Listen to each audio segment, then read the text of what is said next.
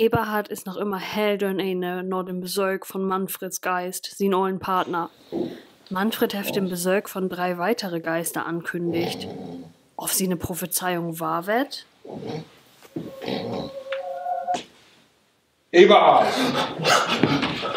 hast du an mich wortet? Weckern bin ich? Wo bin ich hier hinkommen? De Dörn was los? Und was will ich von mir? Ich bin der Geist von der vergangenen Weihnacht. Komm es an, Eberhard. Ich nehm die mit auf eine Reise.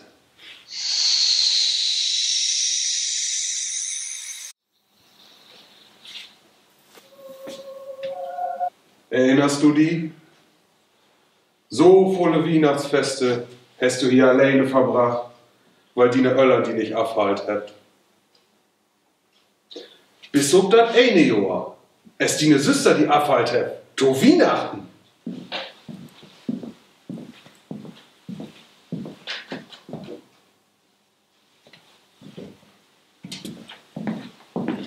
Das was das schönste Fest, was ich jemals belebt habe.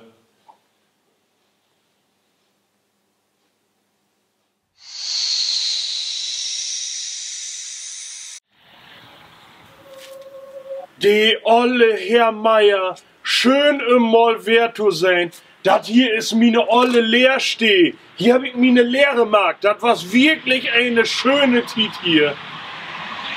Frohe Weihnachten, Eberhard. Schön, dass du da bist. Die Weihnachtsfeier ist all voll im Gange. Lass uns da ein trinken. Herr Meier, wo blieb i dann? Et wird Tiet, dass die Truthahn anschnien wird.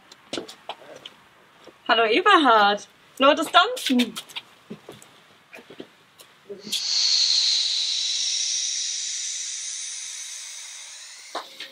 Eberhard, du hast dich verändert. Mit der Tiet ist dir das Geld immer wichtiger geworden. Wichtiger als ich. Mir fehlt einfach die Tiet und die Zuneigung. Wir waren mal so glücklich. Und nu? Was hast du denn? Von nix kommt nix. Ja, was soll er denn? Damals, als wir nix haben, da warst du wie so glücklich. Und nu, mit das helle Geld, wirst du von Tage, wo du jetzt nur so viel Geld hast, immer noch um meine Hand anholen, so eine arme, mittellose Frau?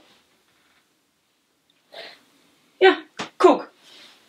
Hiermit entbinde ich die von die Versprechen. Lebe wohl.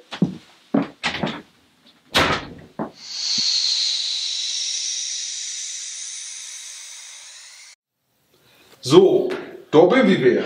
Ich will von der helle Welt nichts mehr hören.